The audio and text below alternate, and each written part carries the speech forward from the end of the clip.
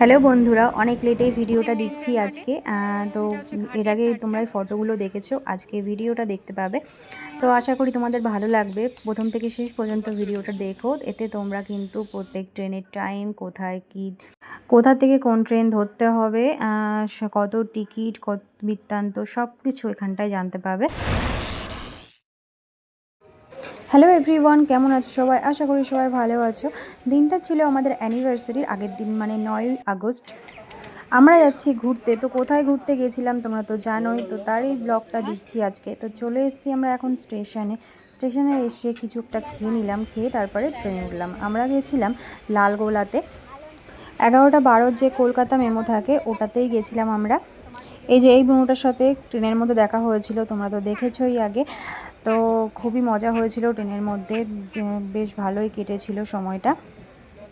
তো আমরা এই যে এখন চলে এসেছি ব্যারাকপুরে। আমরা ব্যারাকপুরেই নামলাম, দমদম পর্যন্ত আর যাইনি। তো ফার্স্টে ভাবলাম আমরা আগে খেয়ে নিই, তারপরে যাব, কারণ আমাদের ট্রেনের অনেক লেট ছিল। ওই কারণে আমরা একটু ভুল টাইমে এসেছি, যার কারণে আমাদের ট্রেনটা অনেক লেটে। তোমরা আসলে অবশ্যই সকালের ট্রেনেই আসবে, তাহলে কিন্তু ঠিকঠাক টাইমেই ট্রেনটা পাবে। আমরা একটু ভুল টাইমে এসেছি বলে আমাদের মাঝখানে অনেকটা টাইম ছিল, তো কী করব, সেই জন্য চলে আসলাম দাদা বৌদিতে। আমরা দাদা বৌদিতে কিন্তু এবার নিচেরটাই বসিনি, মানে নিচের রুমে বসিনি, আমরা ওপরে চলে এসেছিলাম। ওপরটাও সুন্দর, মানে একই রকম প্রায়, ঠিক আছে। তো আমরা ওপরেই বসলাম।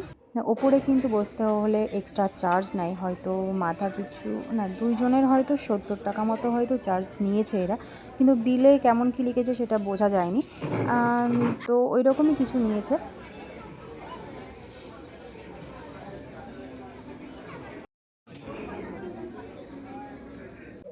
এই যে চলে এসছে আমাদের বিরিয়ানি। আমার বর নিয়েছে মাটন বিরিয়ানি, আর আমার হচ্ছে চিকেন বিরিয়ানি।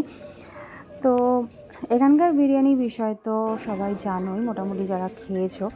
দেখো চিকেনের পিসটা দেখো, মানে অনেকটা বড়। আমি কিন্তু ওই পুরো বিরিয়ানিটা একা খেতেই পারি না, আমি অল্প রাইস খাই, বাকিটা আমার বরই খেয়েছে। প্রতিবারই তাই হয়, আমি একটা নিয়ে খেতে পারি না। তো যাই হোক, মাংসটাও কিন্তু খুব জুসি, খুব নরম। আর এই দেখো মাটনের পিসটাও কিন্তু দারুণ পিস পড়েছে। আর এই যে কোল্ড ড্রিঙ্কসটার দাম নিয়েছে হচ্ছে 57 টাকা, মানে ভাবতে পারছো ওইটুকু কোল্ড ড্রিঙ্কসের দাম 57 টাকা। আর বিরিয়ানিটার দাম নিয়েছে, মাটন বিরিয়ানি হচ্ছে 342 টাকা, আর চিকেন বিরিয়ানি হচ্ছে 257 টাকা। আর একটা জলের বোতলের দাম হচ্ছে 19 টাকা, আরও এক্সট্রা হচ্ছে জিএসটি নিয়েছে।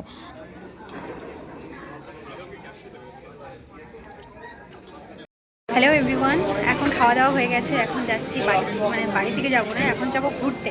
ফার্স্টে এখন পেট পুজো করা হয়ে গেছে, এখন আমি চলে যাচ্ছি, এবার যাব হচ্ছে ঘোরার জন্য। এ দেখো এখান থেকে সব বিরিয়ানি দেওয়া হচ্ছে, হাঁড়ি হাঁড়ি বিরিয়ানি নিয়ে আসছে আর ওপরে নিয়ে যাচ্ছে।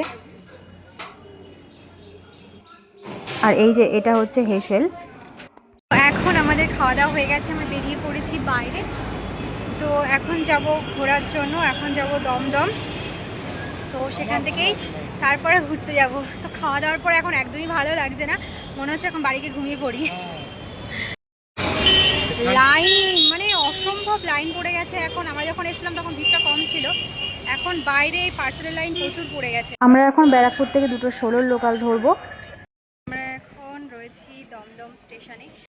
এই যে এটা হচ্ছে 3:07 মাঝের হাট লোকাল, আমরা এটা নিয়ে উঠবো।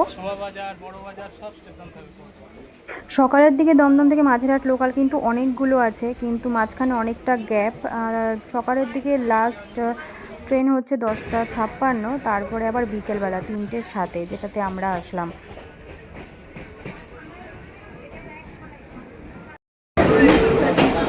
এটা হচ্ছে ধনধান্যে এক্সপ্রেস।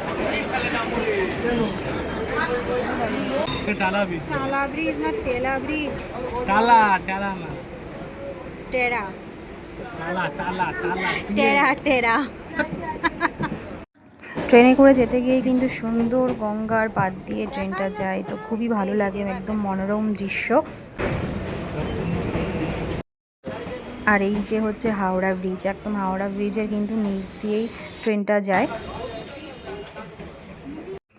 এই যে চলে এসেছি আমরা প্রিন্সেপ ঘাট। এই দেখো কি সুন্দর ব্রিজটা দেখা যাচ্ছে, বিদ্যাসাগর সেতু। অনেকদিন আগে শালিমার যেতে গিয়ে এই ব্রিজের ওপর দিয়ে গেছিলাম, ভাবতে পারিনি এখন এই ব্রিজের নিচে আছি। এই যে চলে এসেছি, এখন একটু ভেতরের দিকে যাব। এই দেখো, খুব সুন্দর কিন্তু জায়গাটা। এখানে কিন্তু অনেক মুভির শুটিংও হয়েছে, বাংলা মুভির।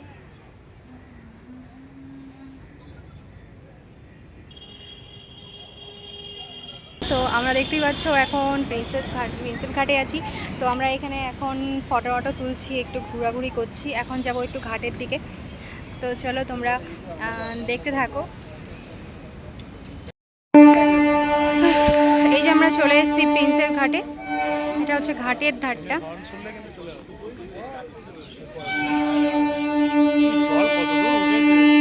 অনেক জল বেড়ে গেছে।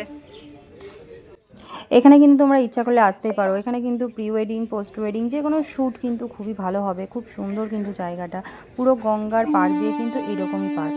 সেরকম কোনো পার্ক না যে আটকানো টিকিট, সেরকম কোনো ব্যাপার নেই। এখানে কোনো টিকিট নেই।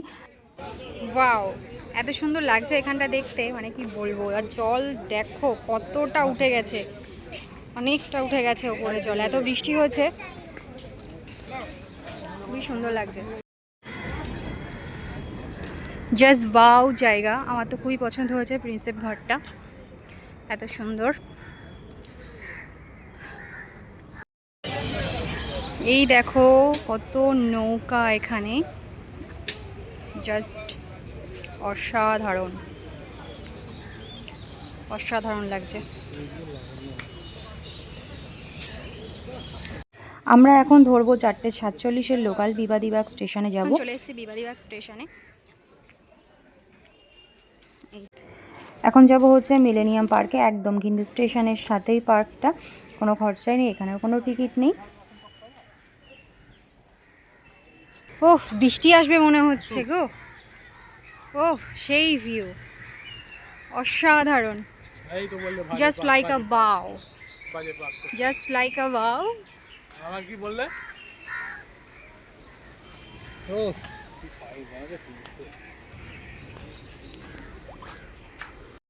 এই যে এদিকে একদিকে রয়েছে বিদ্যাসাগর সেতু, আর এই যে এই দিকটা রয়েছে হাওড়া ব্রিজ, রবীন্দ্র সেতু। দুই দিকে দুটো সেতু। খুব সুন্দর ওয়েদার, কিন্তু একটু আগে খুব রোদ ছিল, এখন রোদটা চলে গেছে, একটু মেঘলা মেঘলা ভাব। তো খুবই সুন্দর লাগছে, দেখতেই পাচ্ছেন সবাই, এত সুন্দর আকাশের কালারটা, জাস্ট বাও। আমরা যারা হাওড়া যাওয়ার জন্য শিয়ালদায় নেমে বাসে করে আমরা হাওড়া স্টেশনে যাই, এখান থেকে কিন্তু একদম সোজা রাস্তা, মানে একটু শুধু ট্রেন লাইন। যাই হোক, যারা বাসে উঠতে ভালোবাসো না তারা কিন্তু এখান থেকে যেতেই পারো। এই যে হাওড়া স্টেশন, খুব দূরে, কত ছোট লাগছে ফটোতে। সন্ধ্যা হয়ে গেছে, তো ভাবলাম একটু চা খেয়ে নিই। তো এখান থেকে ফার্স্টে একটু চা খেয়ে নিলাম। 6টা 9-এর একটা দমদম লোকাল আছে, তো সেটা আমরা ছেড়ে দিলাম, কারণ মাঝেরহাট রানাঘাট লোকাল আছে একটা 6টা 42-এ, তো ভাবলাম সেটাই ধরবো। তাই ভাবলাম আরেকটু পার্কে গিয়ে বসি, তো আবার চলে এলাম পার্কে। দেখতে পাচ্ছ এখন সন্ধ্যা হয়ে গেছে, তো এখানে সামনে বেশি দূর যাইনি, সামনেই বসেছিলাম।